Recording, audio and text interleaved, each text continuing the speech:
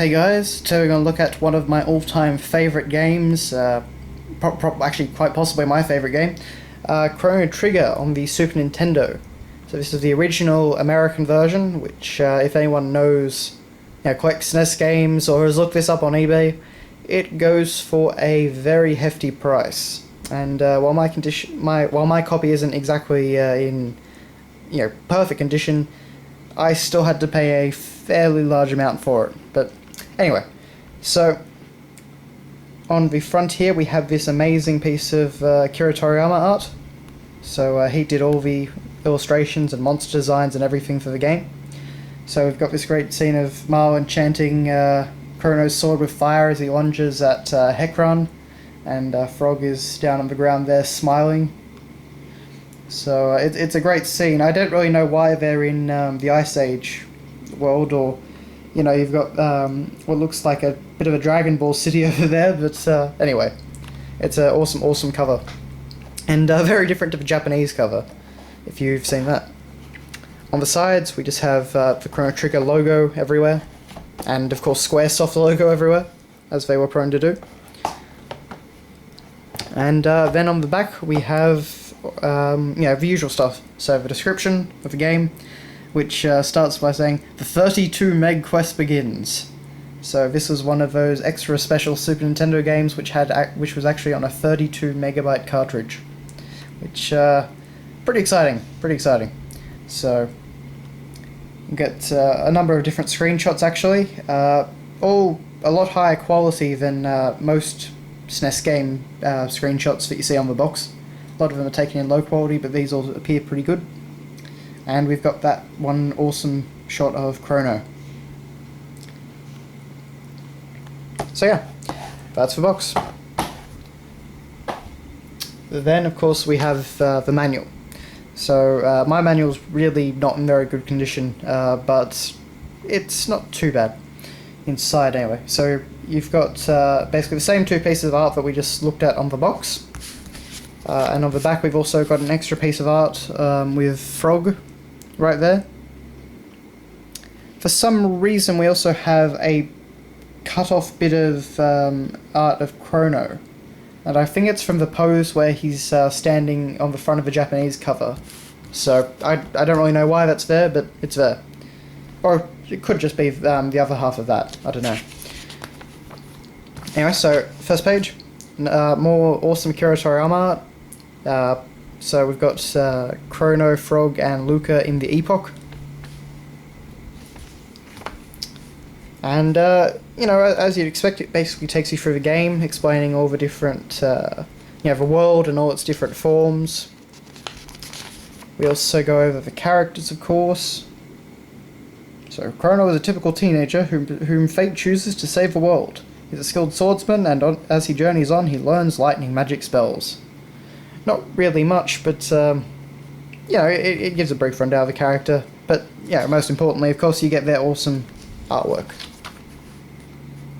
Frog, Robo, Ayla, no Magus though. So, and of course, we get this awesome screenshot of the three characters flying on pterodactyls towards the Tyranno lair. Then we have a picture of Chrono and Ayla, funnily enough, in the jet car.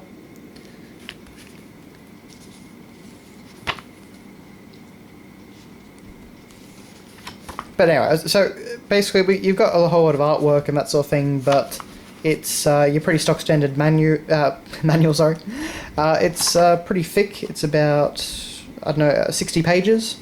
So there's plenty of content in here. They do tend to reuse artwork though, because that's that's the third time that image of Luca has appeared, for example. It actually goes through all the different texts that you've got. And the double text.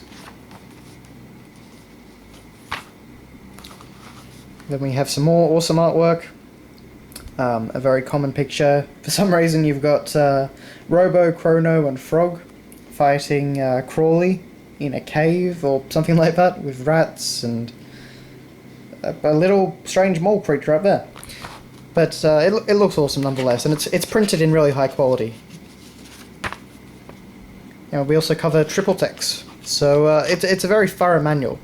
In an effort to make RPGs more accessible to a Western audience, a lot of these manuals go into tremendously greater depth than any of the Japanese ones did. Like, I don't think the Japanese one actually goes through all the texts like this one. And as another example, a complete list of all the weapons and armor. So this is pretty much everything in the game. And then we have accessories, and then we have items. When I say pretty much everything in the game, it's not quite. It's missing a few of the hidden items that you get from side quests and all that, but for the most part it's all there. And then we have another awesome piece of artwork. So Chrono, Frog and Luca fighting against Magus. Doesn't actually happen in the game like this, but it's a really awesome scene nonetheless. One thing I actually should mention is that these pictures actually do have a bit of a texture to them. I'm thinking it's just the way they're printed, but they feel really nice actually, funnily enough. And we also have a guide for the beginning of the game. Not that you should really need it, but if you do, then hey, it goes through all the mini games at the fair. Also more artwork there. Luca fixing Robo. And it goes all the way basically up until you save Queen Lean. And you head back to the future. So it also explains that you can get multiple different endings depending on where you are when you defeat the final boss, and leaves you with enjoy the game. Oh, and of course, running away from reptiles confused by Crawley is the Masamune missing. Well then, you can get the official Chrono Trigger player's guide from the pros at Nintendo. Of course. So, and then on the warranty page, we just have finally a piece of artwork of Magus. Looking awesome there. So yeah, that's the manual. And as usual with these old RPGs, we get a lot more than that. So here we have a big fold-out poster slash map. And while the artwork is the same as what we've seen before, it's pretty cool. So we've got the same shot of the Epoch and Mara, that sort of thing. But we basically have these overviews of all the different worlds in all the different eras, including the end of time, as you can see there. And so, yeah, these are printed really nicely, like there's no skimping on details or anything. And then on the back here, we have a full-size poster of the front cover, which is absolutely awesome. And then we have another one. And this one's covers the others. So, if I can get it open, doing it with one hand is a little bit difficult.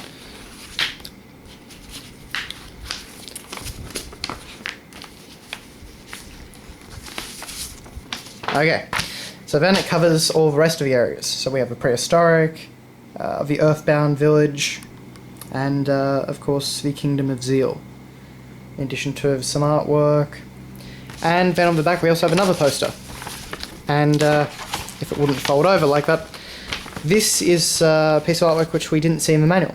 And this is a fantastic piece that's basically the sequence that happens after the Fiona's Forest side quest. So we've got Ayla, Robo, Chrono, and all these little animals and that sort of thing, watching them. Very nicely detailed, very nicely shaded. Amazing piece.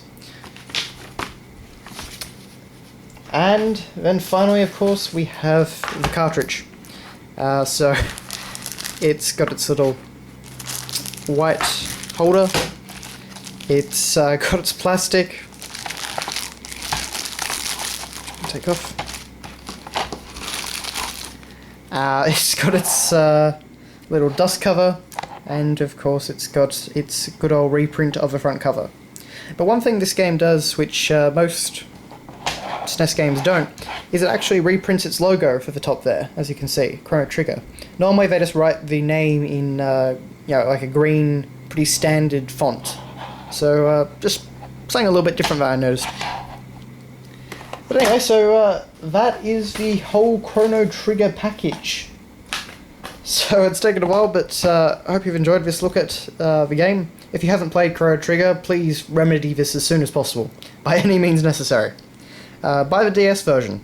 We're supposed to, if we buy the DS version, then we're supposed to finally, get another game sooner or later. So, anyway, thanks a lot for watching, guys, and see you later.